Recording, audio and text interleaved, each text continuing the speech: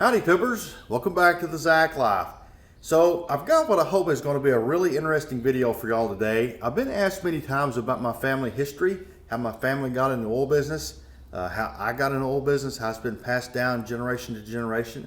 And I'd like to take several videos and do that. This video is going to be about our old history, sort of cover the span of my great-grandfather. And he had a partner originally. It was my great-grandpa and a partner.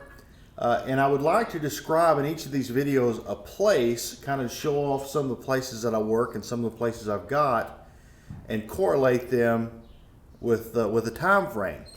This building we're standing in here was the original place that we started. It was the original workshop, and I think it's a great place to show off and talk about my family's history. We got two more coming up after this, kind of talk about my grandpa's era, and that brings up to when I was a child. And then later on, sort of my era, if you would, and how and what I expect to do to take this company sort of into the next few decades. So my great-grandpa was born in 1912. I don't know much about his original history, his work history, other than at some point, probably in his 20s, he went to work for a company called the Reno Oil Company. He worked his way up and became some kind of a boss or supervisor. I don't know exactly what the details were, but I assume he had to have worked there for a while, probably a decade or something, because he was some sort of a boss.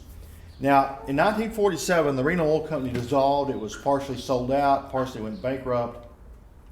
And back in those days, often they had people, hired hands, that lived on the leases, and they supplied them with houses. And when the Reno Oil Company went under, they gave him, because he was one of their bosses or whatever he was, they gave him one of those houses. Now, it was just a house out on a lease somewhere. He had to go have it hauled in. But at that point, he actually bought this property. Originally, it was a half of a city block, and he moved his house in, and his house is up here on the corner, right on the highway. Now this building, I don't know if this building was here when they purchased it. If you look at this building, there's several places you can see the pipes have been cut and re-welded. I have a feeling that this building was originally not here, either in some form or another. You know, it may have been a different shape or bigger or smaller that they cut down or something. But I think probably this building was also owned by the Reno Oil Company, and when he moved his house in, he probably, you know, they came and disassembled the building, pulled all the tin off of it, and brought it back up here and put it back up. I don't know that. You can tell definitely that the tin has been on a different building than this one, because it's got nail holes all in the tin, you know, as we walk around and see it. But I have a feeling this probably came from the Reno Oil Company too. Anyway, this was purchased, and the land was purchased in 1947 by my great-grandpa. So I got a little bit of tangent to send you on to kind of set up where I'm going with this next. So I have really not spent hardly any time in this half of this building. In fact, there's no way to get here without either crawling over the boat or over this rack or something. It's quite hemmed in. Everything I've done is over that corner. About 10 years ago, I took all the stuff that was right up there and just sort of pushed it back, just condensed it. And that's why all this crap is all piled up. It didn't quite look this bad originally, though. It was, you almost couldn't get from one end to the other, and kind of pulled the boat this way. When I was about 10 years old, late 90s, I come up with my grandpa wanting to dig around in here, and the electricity didn't work. And he called the electric provider, because you know, they had a meter on it, they paid it every month, and the provider come out here and looked at it, and he says, well, you got power at your meter, there's something wrong in the building. And my grandpa replied, yeah, there hadn't been any power in there that worked in 20 years. This is the late 90s, so I don't think the electricity had worked in here since the 70s. I haven't really ever used the wiring that's up here, the lights. It's old cloth cover cord. I was kind of scared of it. I actually pulled down several of these, well, all of them, fixtures, and looked at the wiring. It had, you know, often the wire was just kind of twisted together. I put wire nuts on it. It actually looks really good for what it is. And anyway, I got it to work. I got the overhead lights to work. How long has it been since you've seen a light switch like that? Before, there's just an extension cord with some like carnival lights. You can see right up over there. I plugged that in, and that's the lights that I use for my lathe. I say all that to say this. There has really never been light in this corner for probably close to 40 years, up till a few weeks ago. And a lot of this stuff is very, very much exactly how it was left.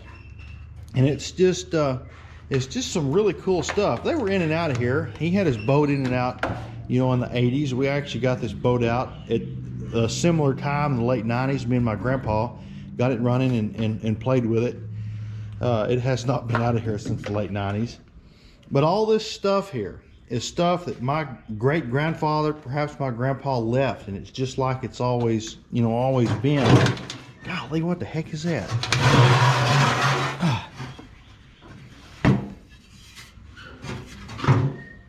Anybody got a clue what that is? It's like ceramic or something. It looks like a funnel, but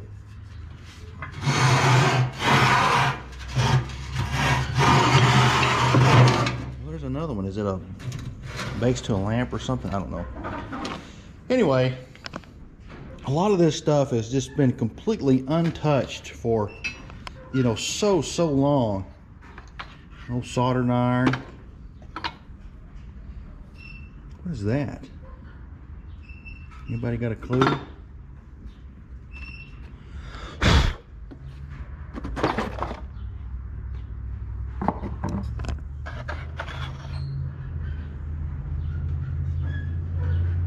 Oh my, y'all ever seen one of these? It's like a sawzall that runs off a drill. Is that not the coolest thing ever? I'm gonna have to take that home with me. I'm gonna have to hang that up on the wall. Wow.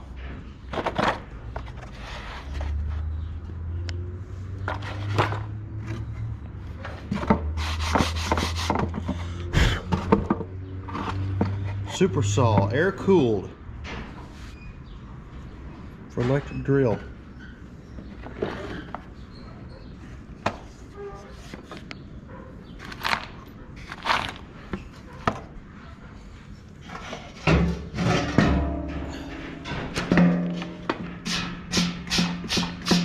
Gulf Pride motor oil.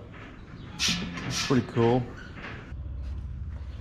There's not much to see here. There's an old, looks like electric edger, some valves, a really old electric motor. There's a head for a, I believe for a 118 Fairbanks Morse. Here's an extremely old electric motor. It's a DC motor. Huh. Might have to dig that up and play with it too at some point. Anything else here that's neat?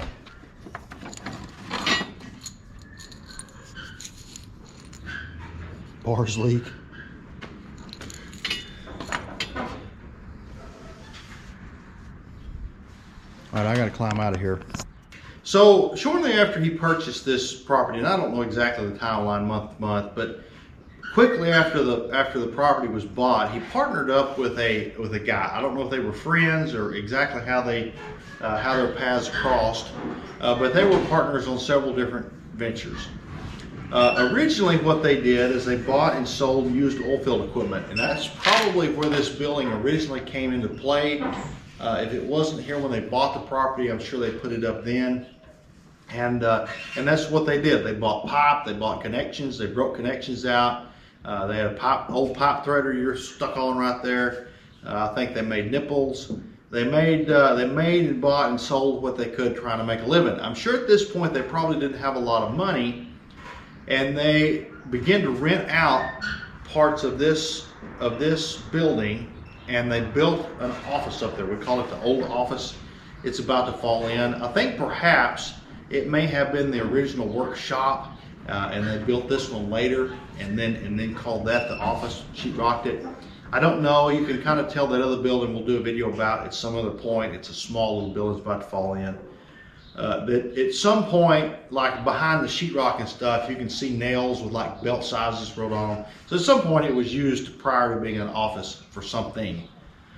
But anyway, they began to rent this stuff out. There was 5 businesses, including their junk iron business. There was a well service rig, a drilling rig, a tank truck service. There had to be one more, I can't think of it. I've heard them all. But anyway, they rented that out. And so it was a really kind of booming place right around here. There's a bunch of people work that met up here every morning and went to work. So at some point there in the late 40s, early 50s, I assume this is probably the original pump. I don't know if they bought it new. I can't imagine them buying it new. They might have had an old one and then bought this one later or something. I'll get a few still shots of this in a minute. It's kind of neat. But they set up an underground fuel tank and set a gas pump on top of it. Of course, back in 1950, they didn't have any diesel trucks. All you needed was gasoline. And they were able to sell gasoline for the people that worked there. You know, you could give them credit or whatever. For the companies that had trucks that come in here and park, you could have them a place that could buy gas as they came in and parked. And of course for their equipment too, for their pickups and everything else. I think it was, as I said, quite a booming place up here. There was probably a couple of dozen people that worked up here with trucks and crap everywhere. And that's one of the places, I'm gonna turn you around here, that this came into be. We'll spin you around right here. This is another way that this building came into play. Back in the 50s, you know, all the trucks had 235 Chevrolets or V8 Fords in them, and they didn't last very long. And my grandpa told me, I assume it's probably true, this thing looks like it is absolutely ancient, but they put a piece of pipe in here and came up with this chain hoist. Now you got to remember, this is 1950. The trucks have got 216 Chevrolets, and they got, you know, flathead V8 Fords. There are no big diesel engines. There might have been a few Detroits running around, but I highly doubt it. They're probably all Ford and Chevrolets.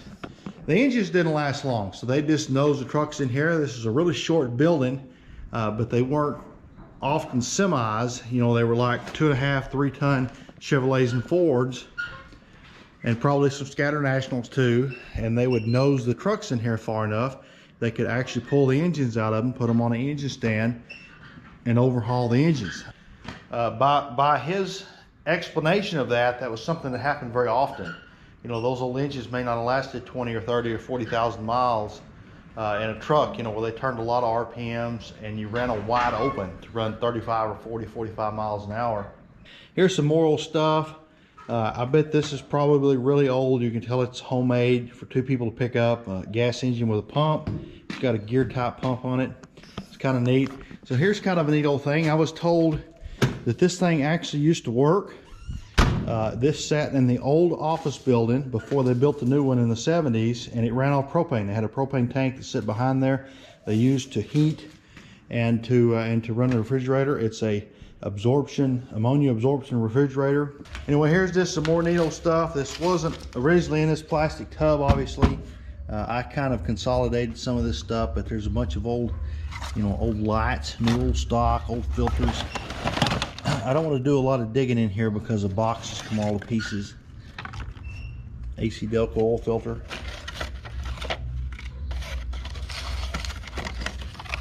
That's probably a, I believe that to be an old Chevrolet filter.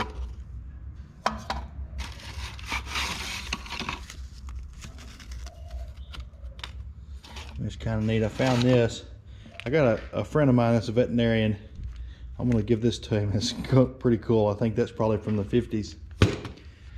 There's just endless amounts of stuff. There's Fairbanks more stuff, bearings. I wonder what the heck that is. So I'd like to talk about this welding machine here a minute. And there's a drill press right there. You can see in the intro. I don't know if you can see it on the corner of your screen. So my grandpa was telling me a story about where these came from. And I don't know if he had the dates exactly right. I should have done some Googling, but I didn't. So in the really old days, I'm assuming 20s and 30s, I don't know exactly, but the drill bits that you use to drill an oil well, a roller cone bit, were patented. And so they were only manufactured by certain companies that had access to the patent, and they were really expensive to, you know, you couldn't just take them apart and rebuild them and resell them. They had to be sent back to the factory. And so there were these little sort of fly-by-night machine shops that popped up around in these little small old towns.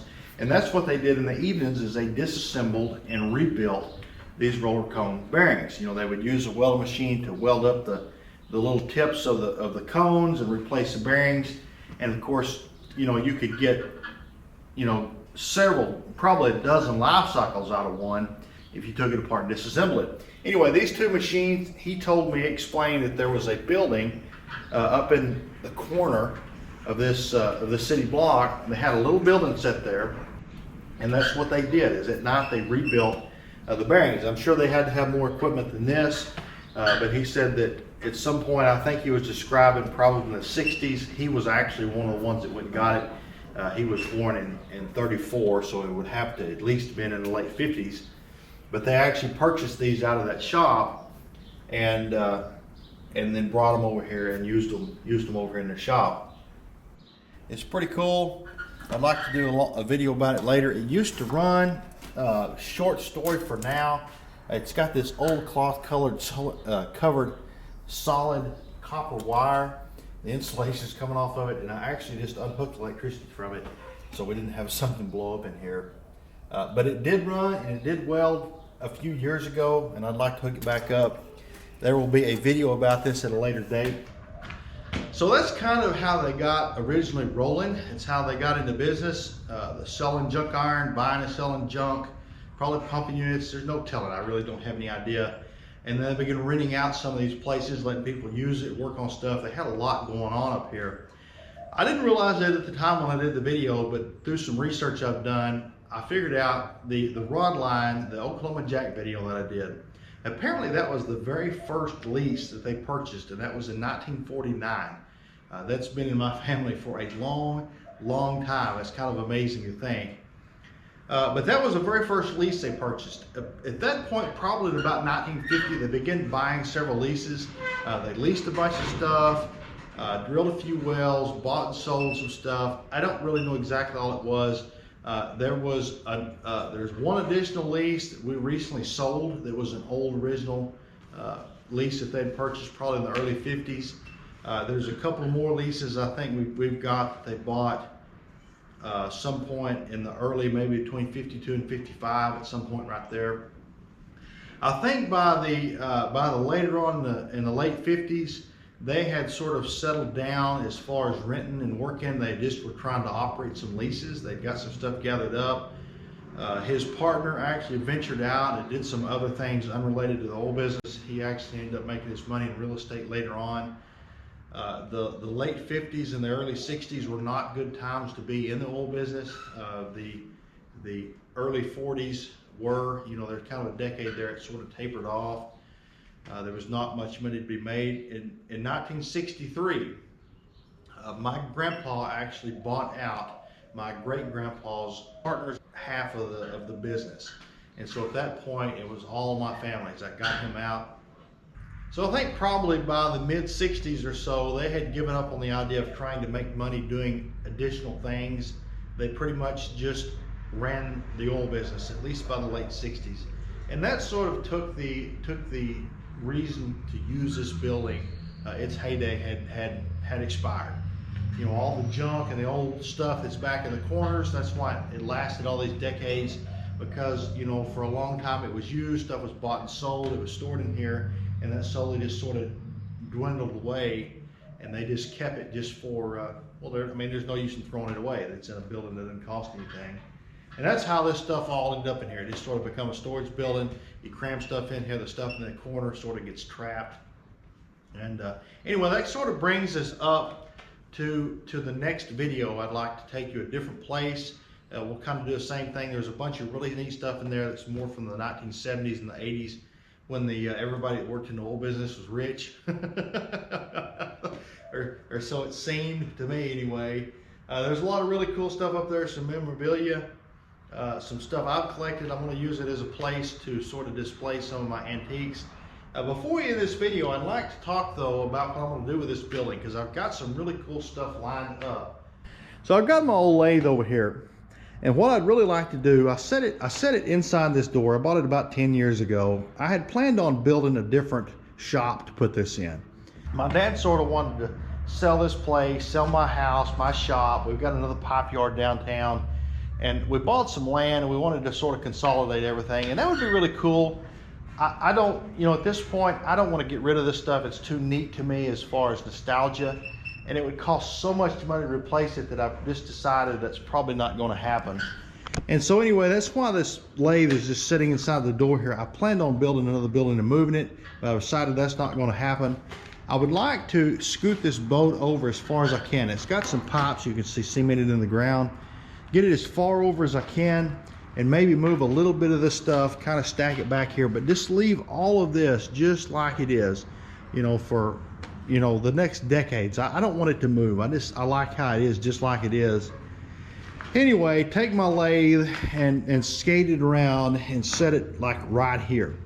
And I'm gonna set up some of these. This is recent. My lathe is actually electrically unhooked. This is going to happen soon. But move my lathe here, and then I've got that line shaft mill. I have bought a line shaft drill press, and I have bought a line shaft like a big mechanical hacksaw. I don't know exactly what you call it, like a bandsaw, but it's like a hacksaw. Kind of thinking about trying to set up a line shaft to run all those machines. I think it'd be really cool. I'd like to do another video about the welder, get it running. Now, the motor is burned up on that drill press. It'd be kind of cool to make it run. But I'd like to take some old antique, get this all cleaned up here. That's a bunch of junk tile that needs to be thrown away. Some of that stuff scrap iron, we can junk it, I guess. Make it more user-friendly. That's kind of what I was talking about, trying to make things, you know, clean stuff up, make them easier for me to use. And that's one thing I would like to do. I can just set an electric motor to run the line shaft. So I'm just about out of camera battery. I appreciate you watching, but I'm gonna take a couple of more minutes and it's just going to die a little bit. Let's just go dig through some more junk up here. I got 5% battery left.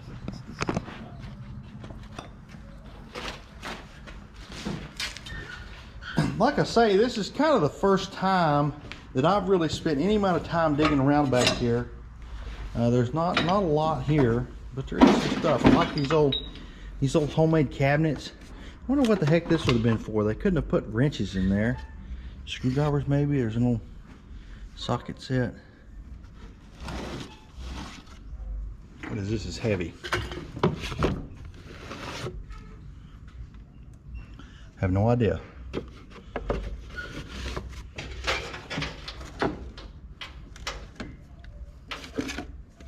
Old flashlight. Quick light. That doesn't look super old.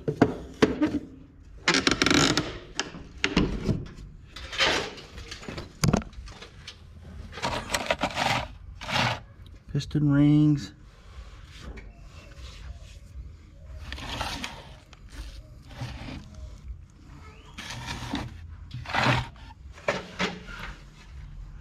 Antique U-joint.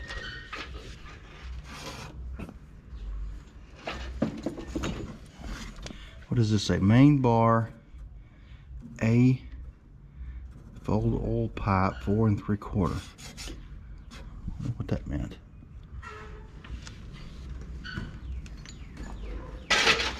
These are all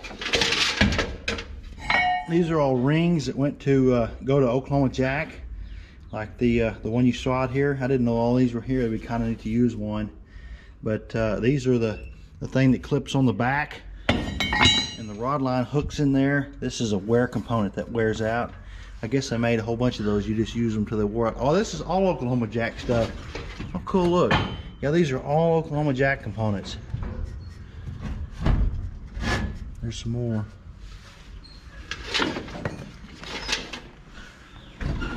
Yeah, there's some rod line deals. I don't know what you call them.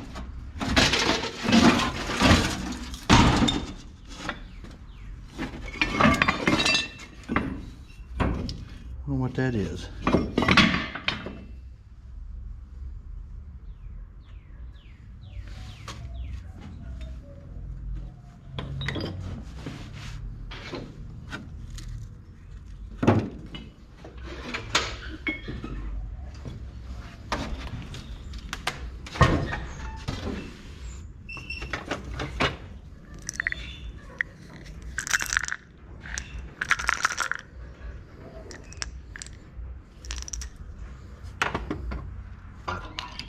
This doesn't work. I'd like to get this grinder to work, or get another one.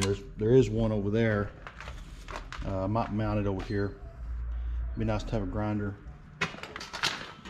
This is mostly the carbide for my, well, some other things too, with the carbide for my lathe.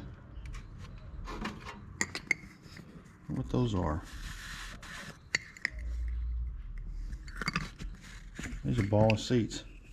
Those are ball of seats for a pump.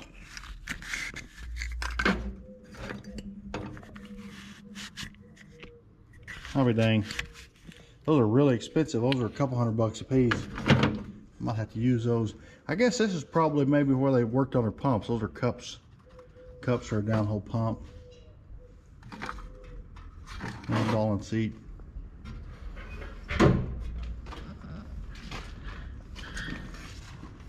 Whole set of calipers. I actually unhooked. You can see there used to be another wire that came through this switch, and there was a light out there on that end of the building. It's all grown up, you can't get to it. And then there was a switch here. I think somehow there was a switch here, and there's a pipe with a wire that comes up out of it. I think that was how the power went to that old office. But so it's actually the next day, but after I sort of shut the camera down yesterday, I started digging through some stuff. I ran out of battery, and I found a few more things I want to show you. We'll finish this video up today. So there's this old toolbox here. Obviously this was in one of their pickups.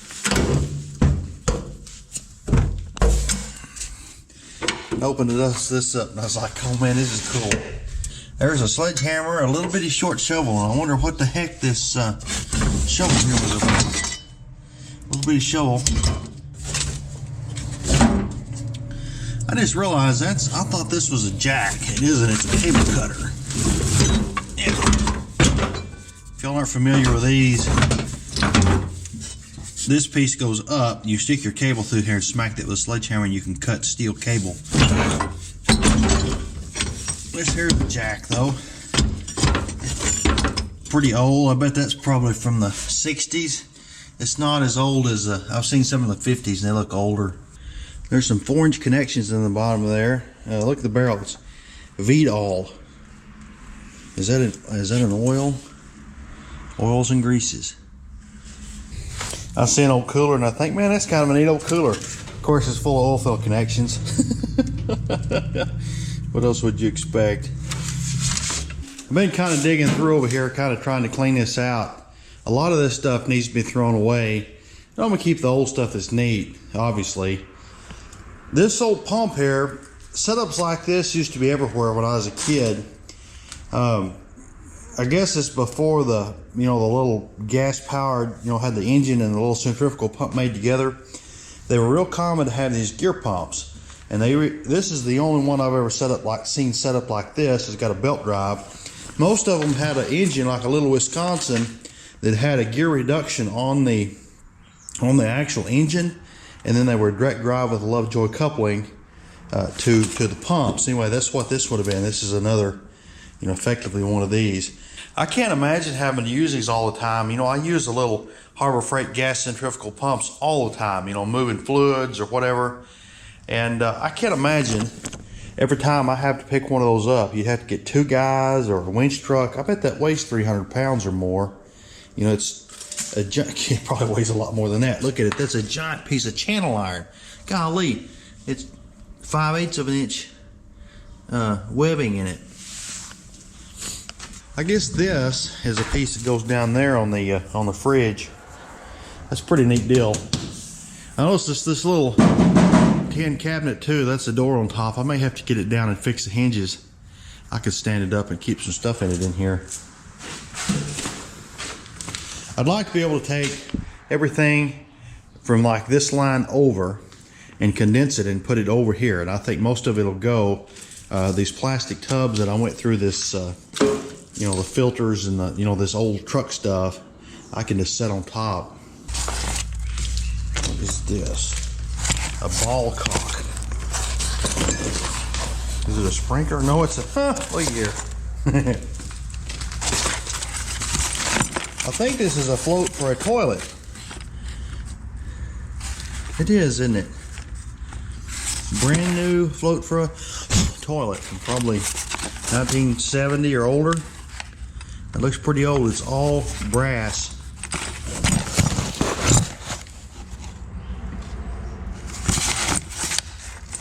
I guess that's what it is, isn't it? I think so. That's pretty dang cool. Bunch of fishing stuff.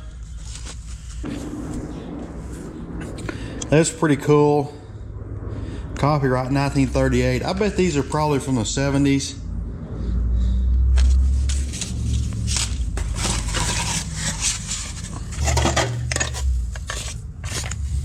Snake bite kit. So I should have said earlier, my great grandpa, his big hobby was hunting, fishing. He liked to go to Colorado and go elk hunting. I think he actually went to South America at one point. I'm not for sure about that. It seemed like I remember hearing somebody say something about that. But he hunted and fished all the time. That's why this was his boat. I got this old cabinet over here too. I got it open. I was looking around in it. Had this kind of some neat old stuff. Here's another deal. I'm not sure. Toledo torch. I'm not sure if this was like a big giant lantern.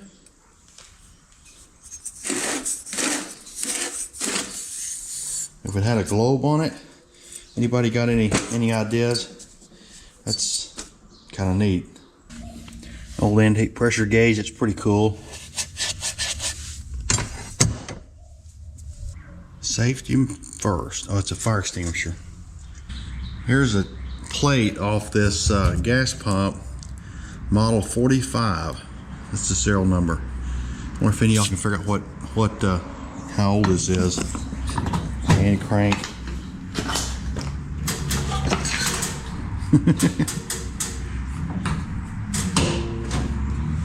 Look, here's a gas nozzle.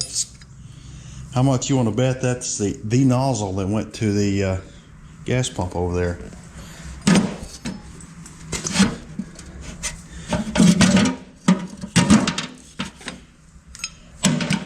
Of course, why would you throw it away when you could keep it?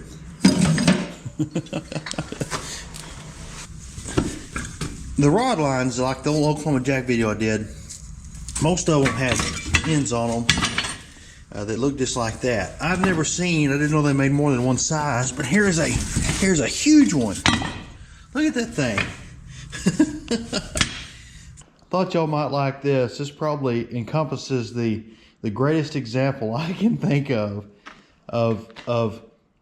my great grandpa and grandpa's mentality. Both very similar.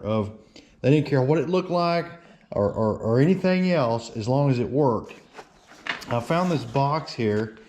It's a 10-inch pair of vice grips. It's the box that the vice grips came in. I could feel something in it. I was like, man, is that a new pair of vice grips? Of course it wouldn't be. If they bought tools, they would have been used immediately. But I think that it's a snake kit. I'm not exactly sure. Some kind of a first aid kit. There's a tourniquet. Not sure what this is. I'm sure maybe one of y'all could help me out. The Packet Company. Not sure what the rubber deals are. It's got a vial of something, a couple of bandages.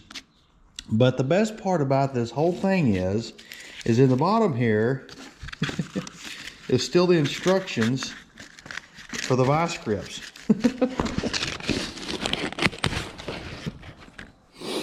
So he buys a pair of vice grips and wants to use the box as his box full of for his first aid kit, and which is funny enough, but the fact he doesn't just throw this away. Anyway, these are pretty cool. I bet this is pretty old. The world's most powerful, most useful hand tool.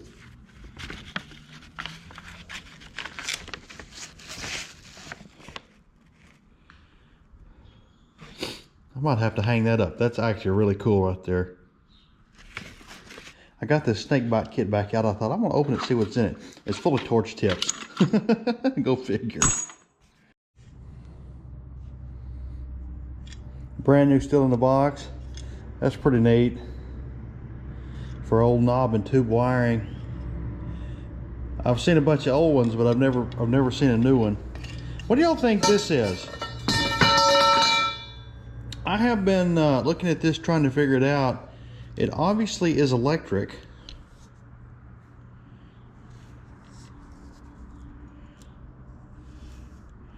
I don't know if it's 120 or 12 volt. I don't know. That pattern looks kind of familiar. Is it was it like a fan motor or something maybe? I don't know.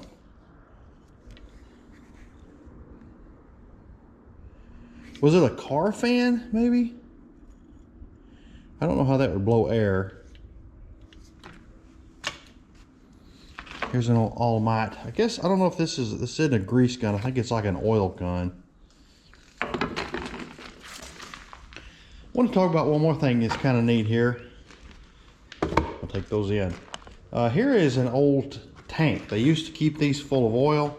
It's got a name there on it, but I can't make out what it's supposed to be. And if you touch it, the paint just comes off. But it's a V. It's not the same. Not V-Doll, is it, like those others? It may be. They're green and white. I bet it is. It's V-Doll. It's just a big V. This said something here. I don't know what. Anyway, I've seen a bunch of these, but they're always in really poor shape. And this one still looks really good. It's not rotted out. There's a little bit of oil in the bottom. I pulled the dipstick out. I was looking in it down there. It shows about a gallon or two in it. I couldn't get it to pump.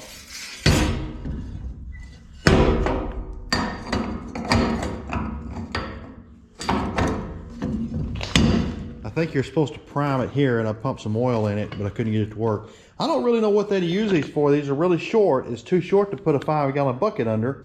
I don't know. I'll take that back. I guess it's just the perfect height to put a bucket under.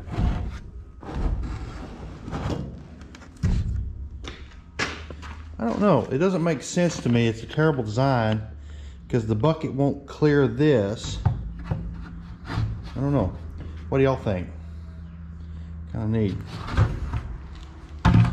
Anyway, it's got this spring-loaded deal that when you quit pumping, it snaps back there, and anything that drips out runs back down into the tank.